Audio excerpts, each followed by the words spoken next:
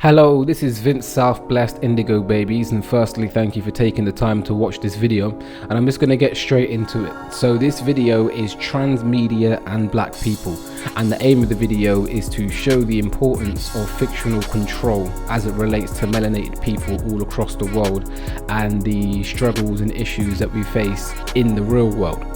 Now, just as a disclaimer, the one thing that I will not be doing is defining what or who black people are. I've got another video on my other channel called Is Race Scientific if you want to find the specifics of my opinion of that particular subject, but that's not what we're going into in this. So if you don't know whether you are a black person or not, just watch the video and see what resonates and what doesn't. So in the first section, we'll be going into transmedia and Kemet. And in this part, we will be going into firstly transmedia, what is transmedia, definitions of transmedia, and then I will give a couple of examples of successful transmedial franchises so that you can orientate yourself for the rest of the video.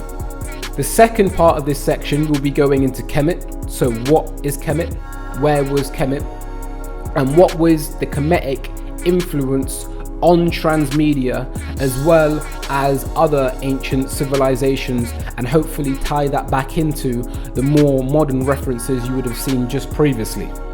In the next section, we will be going into Subliminal Subliminals. So this is basically the current age of subtle information and how people covertly get taken into certain opinions without consciously being able to make the decision or to critically think about it.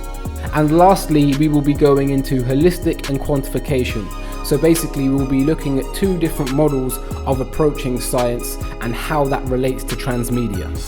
So in the second section of the video, we will be going into hair and beauty and basically the visual representations of black people as it relates to transmedia.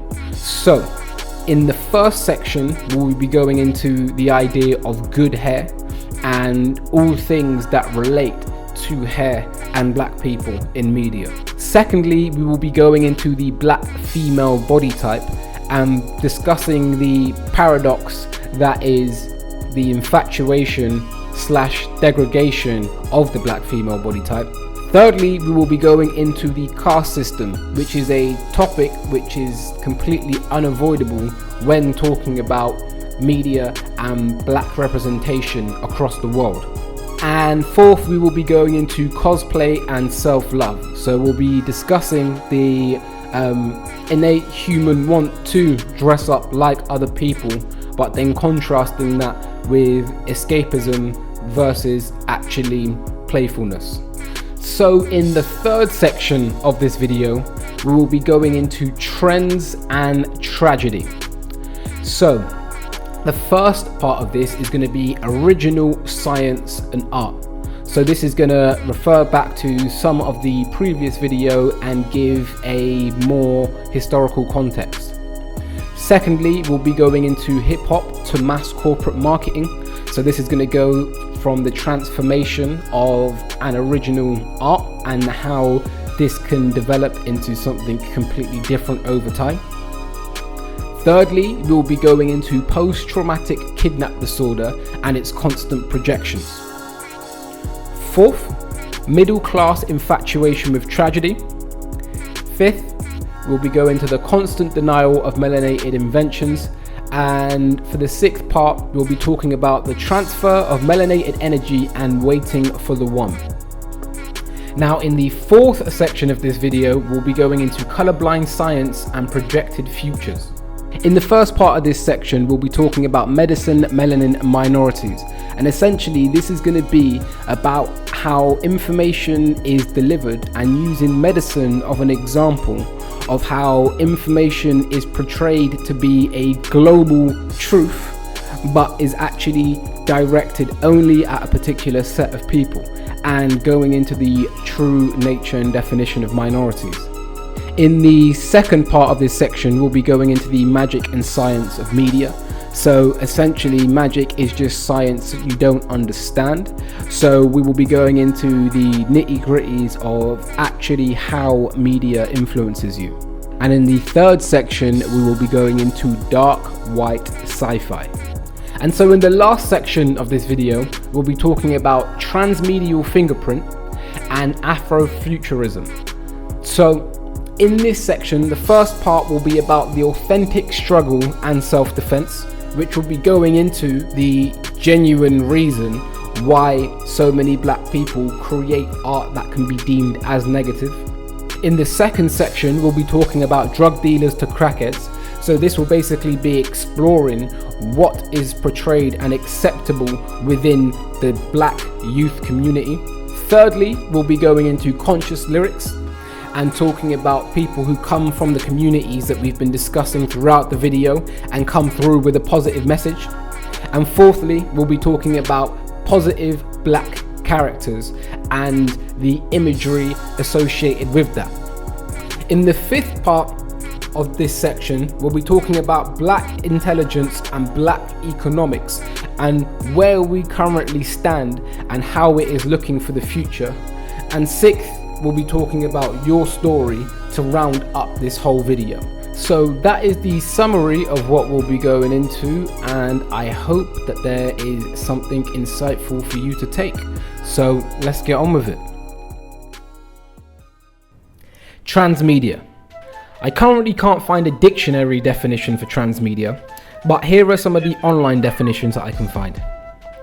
Transmedia storytelling, also known as transmedia narrative or multi-platform storytelling, cross-media seriality, is a technique of telling a single story or story experience across multiple platforms and formats using current digital technologies, not to be confused with traditional cross-platform media franchises. Now, I disagree with this definition just for the emphasis on digital technologies, which I don't think is necessary to qualify as transmedia. I would say that's leaning more towards pervasive media. The next online definition I can find says, transmedia means telling a story via several different media platforms. However, this does not mean that the story is just displaced from one platform to the next, such as simply adapting a novel into a movie.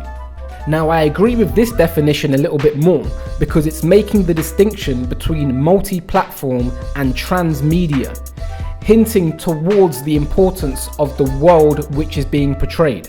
The best book that I have read on transmedia is Building Imaginary Worlds, The Theory and History of Subcreation by Mark J.P. Wolf. This book is an academic analysis of the process and receptions of worlds that people have created, and in turn ends up providing the most detailed descriptions and terminology for transmedia that I have found. One very important concept brought up in the book is the idea of primary and secondary worlds. The secondary world is described as a world which is created by somebody else, i.e. an imaginary world.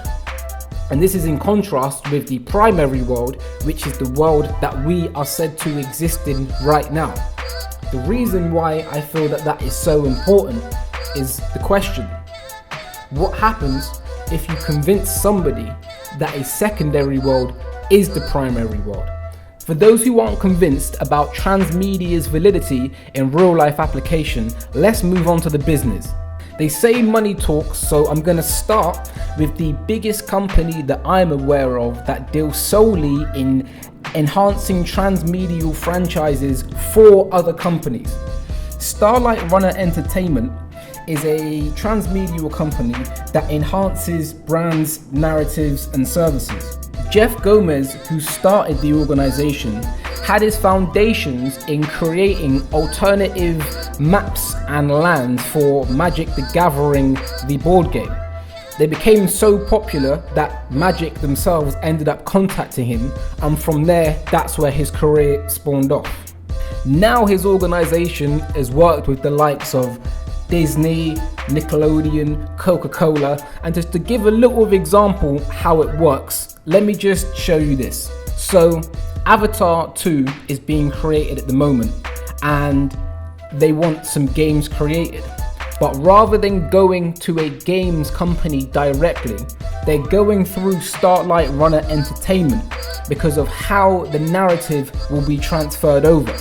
Essentially, You have people who are expertised in all media formats: music, film, comics, animations, and games. So rather than regurgitating the script from the film in game format, you operate with an organization that can creatively expand on the universe that you have already made, your imaginary world, your secondary world, and can provide a gaming experience that both enhances the player's association with the story, but also can stay consistent with the plots which will be happening on the other media formats. So that's just a small breakdown of how a transmedial organization would work. So that was an example of a transmedial company that does services for other organizations. To go into my favorite transmedial company, that would be Shonen Jump, the people responsible for Dragon Ball Z, Naruto, One Piece, Bleach, and many other successful manga anime franchises. But the actual best transmedial experience I've seen to date actually came from my favorite company overall, which was Nintendo. So I want to go into that now. More than a game. Anybody know how to play this? How to get to the next level? Or a top-rated TV show, Pokemon is an undeniable obsession with children across the country. When Pokemon was first released, there were 3 ways that you could engage with it. There was the game, the animation, I wanna be the very best, like no one ever was. and the trading cards. Imagine that these are actually worth more money now than when I bought them at the time. Original Noughties investor. Now firstly, just to give props to the game itself, they did something which hadn't previously been done, which was that the game was split into 2 from its inception. And the way that you fully completed the game was by interacting with other people in real life, as this was before the internet was running in full force. So this was the first transmedial aspect of Pokemon that made it so engaging, is it actually took you from engaging with just your screen in your hand and having to go out and interact with humans. Now, the same thing happened with the trading cards. The cards was an experience which you collected for yourself, but also prompted you to go and interact with other people. So the first thing you have there is the transfer from going to enjoying it on your own and having to go and engage with other people, which is different from other media.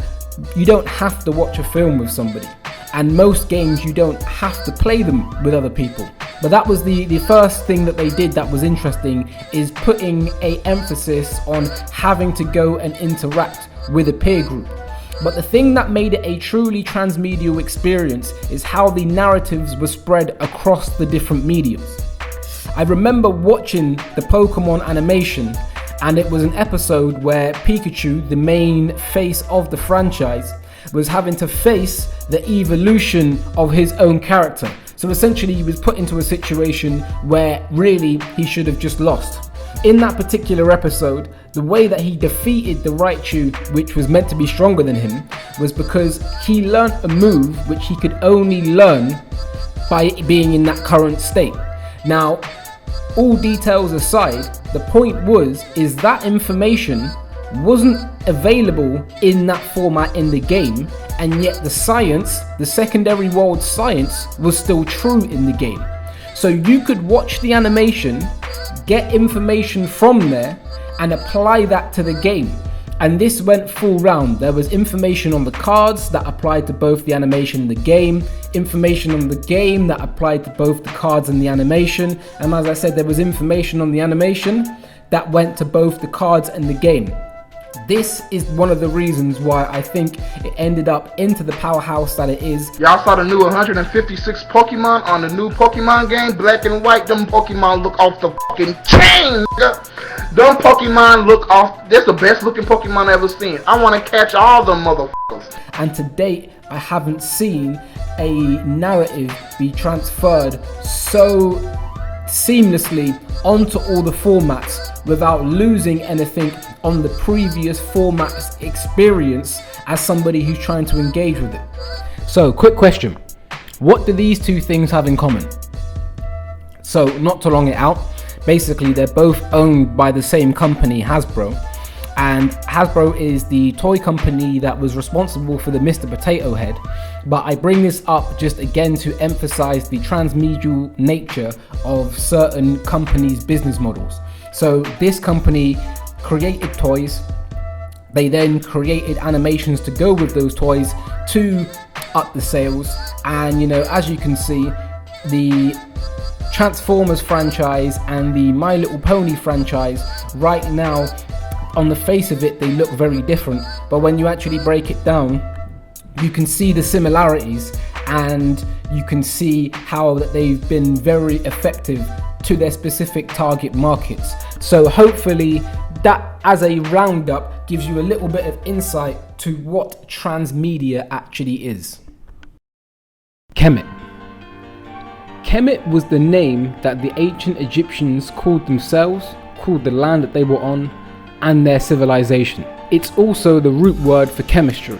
Now, when reading the book Building Imaginary Worlds, unsurprisingly, but for me very unscientifically, there was no real mention of Africa or any substantial analysis on the ancient stories.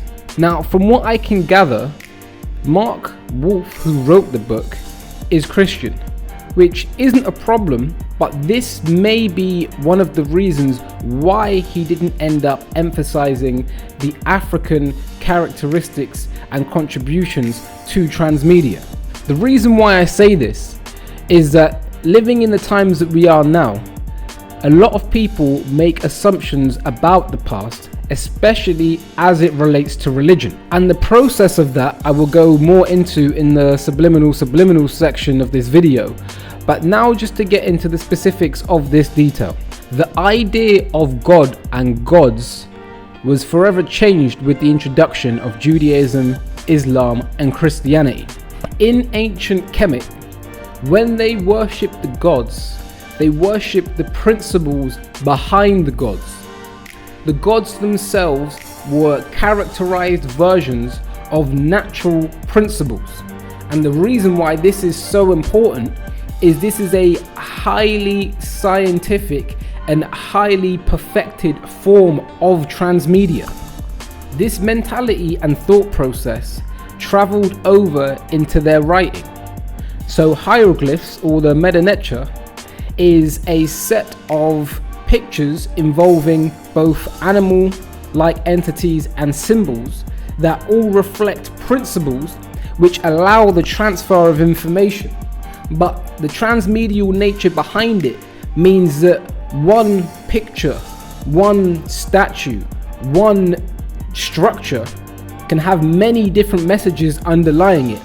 And depending on your level of interpretation means that you can get any amount of things from it, which is the reason why even to this day we're still finding out secrets and information from scripts that were written thousands of years ago. I would argue that the pyramids in Kemet are the most astounding pieces of transmedial production that currently exist on planet Earth. The Great Pyramid is actually the architecture of space, genetically and mathematically depicting how man is threaded by light and sound into corporeal existence. So the pyramid teaches you how to fold space. Studying the dynamics of mathematics and geometry teaches you how the vectors of thought create existence, which is why you got to go back to school, and if you ain't gonna learn nothing else, study geometry. The fact that you have both narrative, scientific, spiritual, and pretty much every other scientific or philosophical principle inside of one massive structure, which can both keep you safe, can emphasize acoustics, and clearly was built with the mastery, which means that it could still exist thousands of years later, I find it hard to, one, see anything in modern day which matches it, and two, I find it hard how there is any conversation about transmedia in which it doesn't get brought up. Kemet was not the first African high society, and therefore I don't believe was the first African civilization to engage in transmedia, or even the first ancient civilization to engage in transmedia. The Kemites themselves said that they came from southern Africa, and it's clear from monuments over in South America that there were other people, other black people, engaging in highly creative work. But I'm going to leave this section here, as this is something that we will be referencing to later on in the video. Subliminal subliminals. Now, the liminal is the conceptual part of the mind which separates the conscious and subconscious part of your thought process. Now, there's a lot of information out about subliminals, but people still end up falling for them. And that is the reason why I called this subliminal subliminals, because the transmedial level to which information is being put into your subconscious, I think deserves a slightly new focus, even if the name is less than adequate. So, misty name aside, let me give you an example. When people talk about subliminals, one conversation that comes up a lot is the Coca-Cola experiment. And this is the experiment where they were said to have flashed an image of a dripping glass of Coca-Cola, ice cold, for a couple of frames inside of a video which portrayed a desert, and this caused people to go and buy Coca-Cola, and also was the reason why flashing images for a certain amount of frames actually became illegal. Now, when you research it further, you find out that those particular set of experiments were never able to be replicated ever again. So this causes me to think that it wasn't actually something that was done. It was a transmedial advertising scheme to embed Coca-Cola as a brand for whenever a conversation about subliminals come up. So this is an example of a subliminal subliminal. When you're mentioning Coca-Cola and shaming them for activities which you believe to be below moral standards, actually what you're doing is advertising them, and behind the scenes, at least in that particular circumstance, they haven't actually caused any harm to anybody, because potentially that first experiment never even happened. So that's the level of going from needing to advertise something, rather than using a media advert, you create a fake environment in which you're conducting a fake study, which is, I suppose, neurology or psychology, and then put that study out there as a science. That science then gets spoke about amongst the masses, creating the advert, but the whole thing was an advert from the start. And I use this as the first example, one, because it actually involves subliminals as its context, so I think helps kind of visualize what I'm trying to talk about, but also because fake science is at the heart of subliminal subliminals. So saying that, I have another quick question. Do you know the difference between evolution and evolutionary theories? When most people think of evolution, they think of Darwin's evolutionary theory, and this in and of itself is a subliminal subliminal. Darwin's theory of evolution described many things, but at its core described the variation between life over time and human origins inside of primates. On the first level, the Darwinian evolutionary theory was put in contrast to the religious beliefs at the time. Subliminally, it didn't contrast religious beliefs at all, because whatever was put forward, it would be very easy, if you believed in a certain god or another, to just attribute all of the science which was put forward to the god of your preference.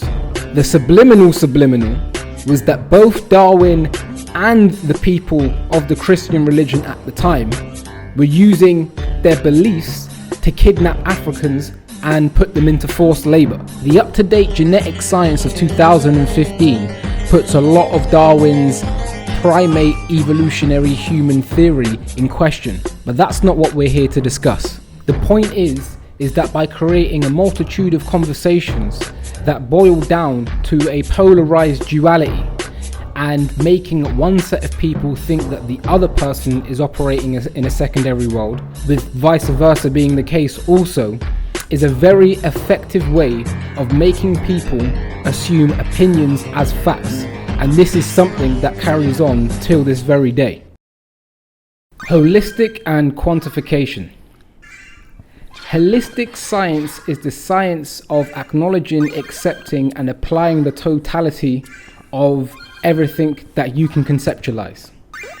Quantification is the science of separating and isolating all of the elements of the holistic principles and testing those individual aspects and stretching, contracting, and applying different forces to them to see the different reactions.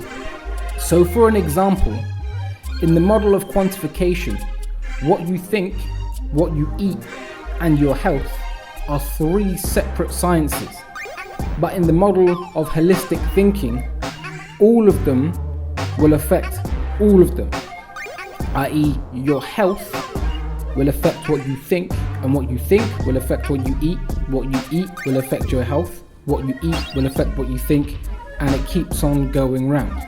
Now, with that quick summary in mind, let me make some statements based on all 4 points I've just gone over. Transmedia is an ancient form of creativity, possibly as old as communication between humans itself.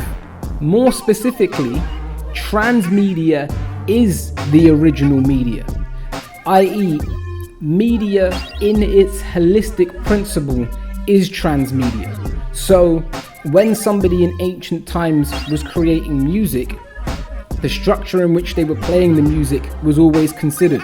The clothes that they were wearing, the smells that were around them, the visuals that were surrounding the landscape, the external noises of the environment that were coming into it.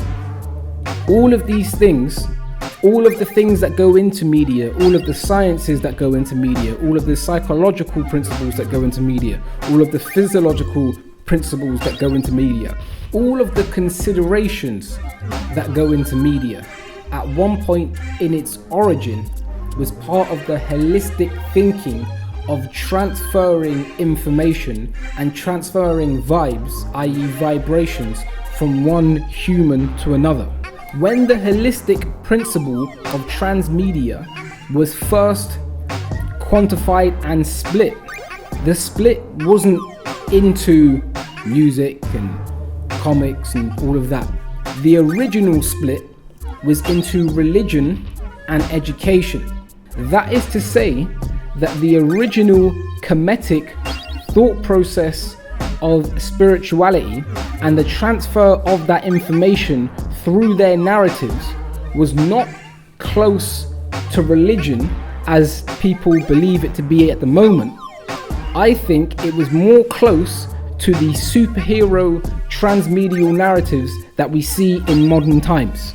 Now, if you go into the actual narratives of the ancient stories, you'll be able to see direct plagiarism at hand. So for an example, the horror story, who is a very famous Kemetic narrative, is very close to that of Superman in terms of origin, relationship to the sun, etc.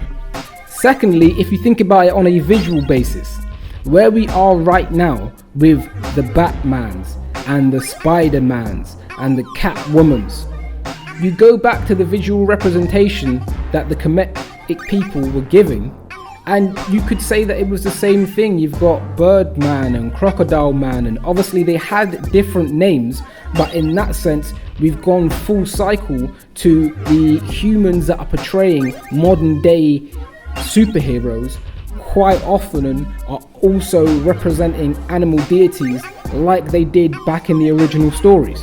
And just to further emphasize the transmedial superhero relationship to the Kemetic stories, now when you think about it from an educational perspective, what's going to stick in a child's mind more?